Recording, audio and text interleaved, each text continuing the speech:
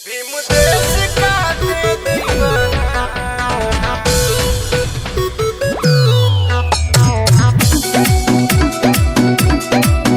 भीम देश का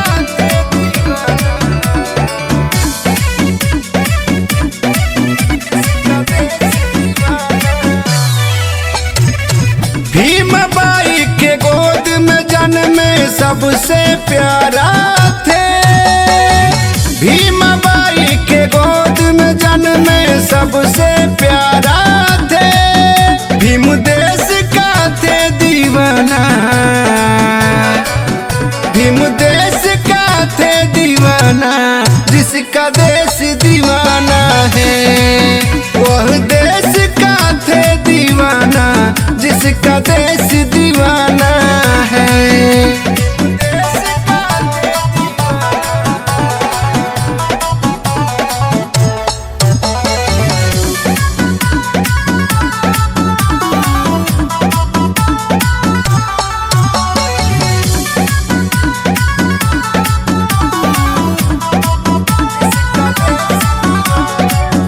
पढ़ने का शौक उनको चैन से जीने ना दे।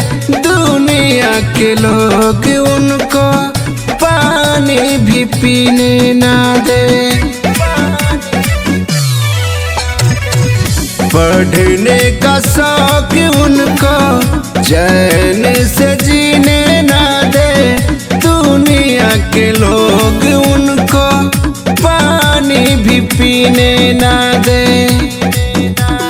सब बहुजन का उसने सपना सजा दिए। सब बहुजन का उसने सपना सजा दिए। भीम देश का थे दीवाना। भीम देश का थे दीवाना।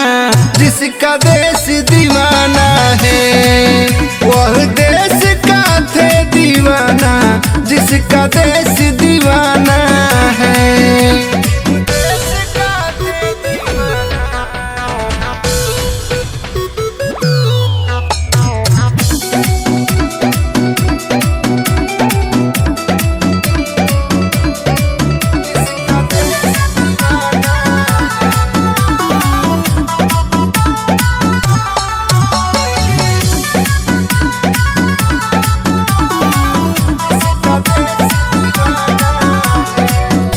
आदि संघर्ष के वो मेहनत से ज्ञान था।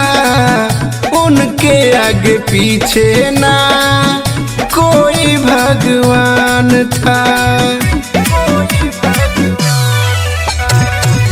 आदि संघर्ष के वो मेहनत से ज्ञान था।